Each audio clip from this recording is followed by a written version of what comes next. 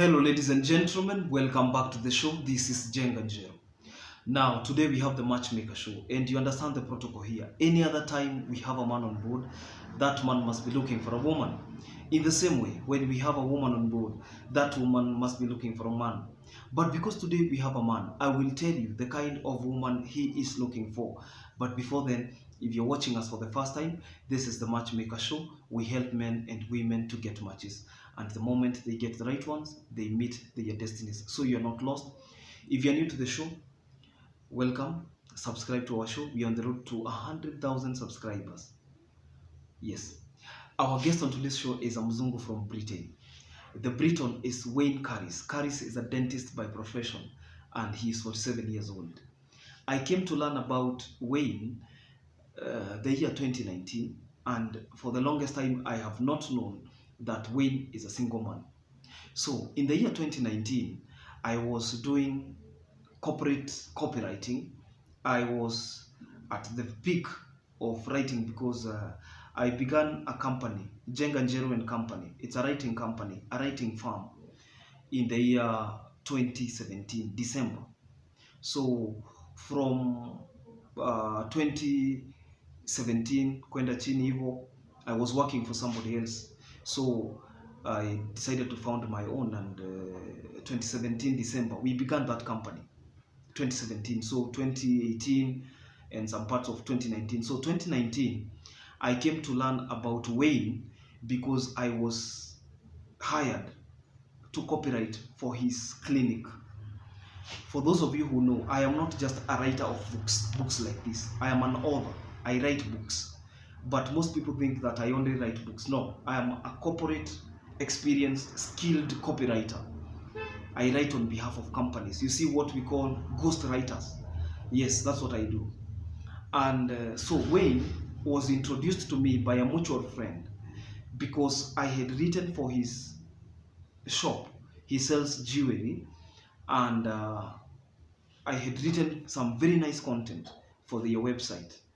Because you see, websites like Jumia, Kilimall, Bolt, and whatnot require copywriters to write on behalf of them so that the message can have a pitch, so that that message can be able to reach the audience in the most effective manner. That is what we call comprehensive marketing. You market through the written word. Are we together? So Wayne, I am serving my client today, except that this time I am doing it for free. So Wayne Carris is having a dental clinic that is mobile and international. He's a Briton working in Kenya, South Africa, and South Sudan. So what happened? They also opened a branch in Dodoma, in Tanzania. So what happened? In the year 2019, Wayne was introduced to me by Frank. Frank is a seller of jewelry. Anauza chains, anauza necklaces, anauza earrings, anauza pete, classic. Ukitaka, by the way, if you nataka pete za harusi, you can let me know. I can get you the best. Okay? If you want jewelry, earrings, sio hizi vitu watu wanavaa alafu zinatoka coat, sio vitu standard things, okay? Jewelry.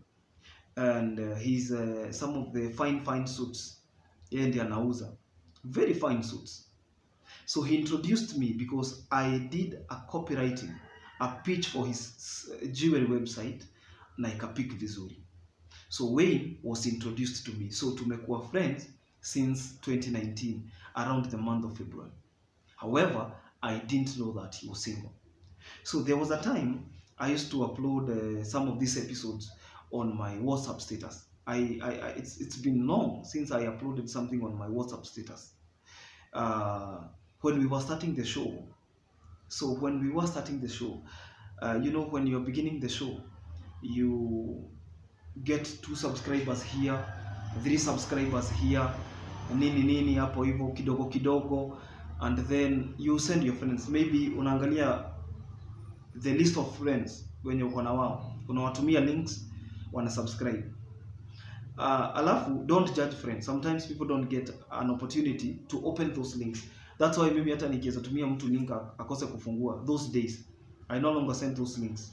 but kitambo ningekutumia link watch alafu kose kuifungua, I couldn't have judged you because maybe you received so many of them, probably you didn't have data, or you didn't even have the time, or you were not even interested. So Wayne opened the link recently. Nini hizi jenga alikuwa ananitumia, akaangalia. So he realized that we had been doing a show and now the show has grown big. And guess what? He called. Hey my friend, so you've been solving a problem that I'm having. So nini. So this is to let you know that Wayne can be classified as a friend. This is somebody I know in person. This is somebody I know where his clinic is, where his shop is in Westlands, because yeye anauza hizi vitu za kutengeneza, unaona hizi vitu ambazo dentist wananunua.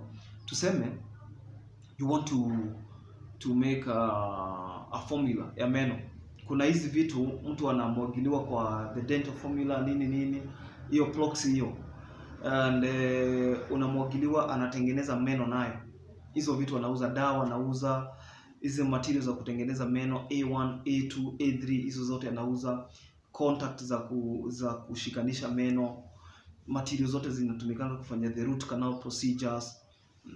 Hizi vitu za kuextract meno anauza, mpaka beds, dental chairs. You know the dental chair. By the way, if you require a dental chair, let me know.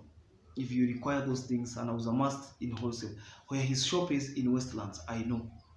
Okay, so he has decided to do it in Kenya, South Africa, and South Sudan. He recently opened up a shop in Dodoma.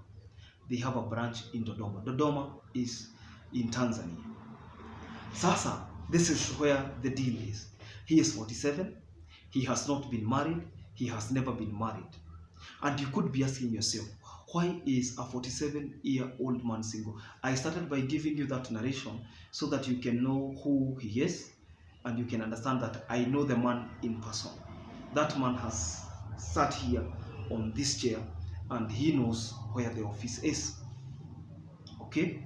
Because he lives in along Thika Road. Along Thika Road. Sitaki kusema ni wapi. Thika Road hapo. Sasa yeye anatafuta mtu na hajawahi oa. Na kitu ya kushangaza ni kwamba he has not been what do we call them? He has not been, is it interested, or what do I call it? Have you ever realized that we have two categories of people? Kuna watu wanaoa wakiwa broke, alafu wanatafuta mali pamoja. Kuna watu wanaoa na kesho hawajui watakula nini. I have so many testimonies of people like that.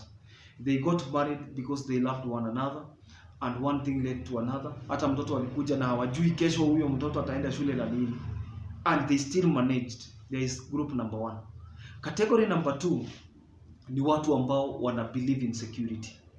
Haizi leta wife kwa nyumba, wife ateseke. Haizi leta mtoto kwa nyumba, mtoto ateseke. That is category number 2. And Wayne Carris falls under that category of number 2. Are we together? So he falls under category number 2. Yeye amekuwa akitafuta pesa. Nikamuuliza, are you sure you have not been having girlfriends here and there? Said, yeah, I've been having girlfriends, nini. But he has never been engaged into a very serious relationship. He has not sired children out there. And that is why he wants a woman who can get him a baby.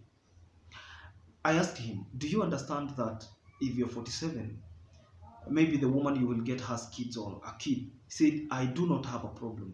But if this woman has a kid, I will be taking her under one condition. What's the condition? That this woman will be willing to get me a few as well. Because he does not have children of his own and he wants his legacy to live on. I have come to learn something because this show has really given me exposure in terms of interactions with people from other races. I have worked with people from other races. Remember, I told you I'm a copywriter. I did it internationally. I don't know whether there is a country whose profile I have not served. You ask people we have worked with in our company, Jenga Njeru and Company, all my employees know. We have worked for people in Sweden, Australia, the United States, Canada, Russia, the Czech Republic, everywhere.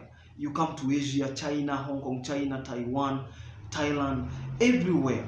You go, I don't know, there are very few countries we have not worked with people from those countries. But this show has really opened up for an opportunity for me to learn about culture.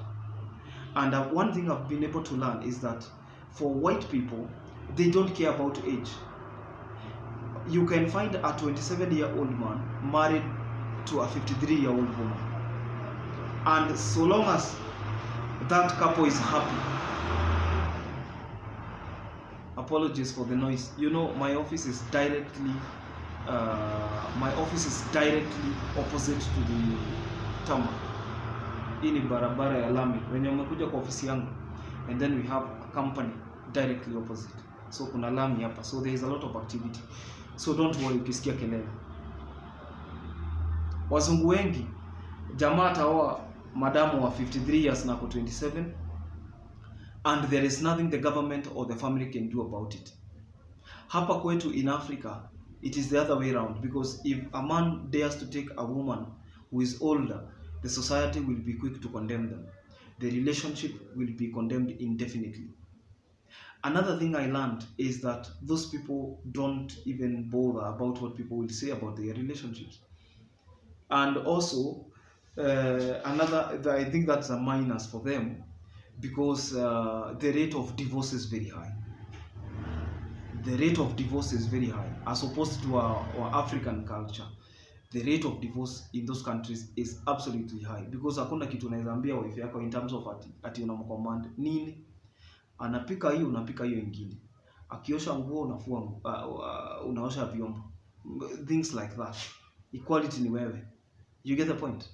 And that's why most Africans who go to the US, if they are not very keen, if they go as husband and wife, that marriage sometimes is dead on arrival, because they are trying to copy the culture.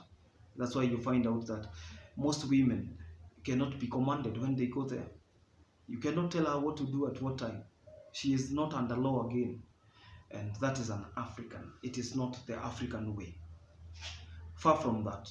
Mr. Wayne Caris is looking for a woman who can be able to sire kids, and that woman can have kids of her. He doesn't have a problem actually, whether the woman has 1 or 10 kids, because he has the ability to take care of them. Another thing, this woman should be educated. This is very important. So these are his words. He said that if there is somebody who feels that they are illiterate or semi-illiterate, they are out of the maze, because he is only looking for a woman who can be able to help in terms of a woman who can be able to help in terms of what do I call it, in terms of operations with the dentistry and his production, hizo chemicals na hizo stuff anauza za dentistry. If you are that woman, and another thing, not just educated, that woman should also be ready not to receive dowry. Huyu alipi, it is not their culture, na hata lipa. Na si ati hata saidia, lakini hata fanya nini? Hata lipa. If probably there is somebody who is feeling that lazima dowry lipwe, maybe you are not the right person. So Wayne is looking for a woman who is ready to settle, a woman who has at least some education, a woman who is not going to be a letdown to his company, and a woman who is not going to prioritize her kids over the ones they will get. And again, that woman should be ready to get a kid almost immediately, because mambo ni mengi, masaa ndio nini? Machache. I will post his contact on my, let me confirm with him whether he wants me to post the number or the email. I will confirm. So what I'll do is that I'll post it on my Facebook page at Jenga Jail. And those numbers, I told you, they appear on our story. So you like the page or you follow the page Jenga Njero, you'll be getting this update in real time, because every other time unaonanga profile picture yangu sometimes imezungukwa na kitu ka blue, that blue thing imezunguka, you click that profile picture, you will see those contacts running. Okay, and then you can be able to contact that guest at your own convenient time. Until next time, this is Jenga Njero. God bless you. Bye bye.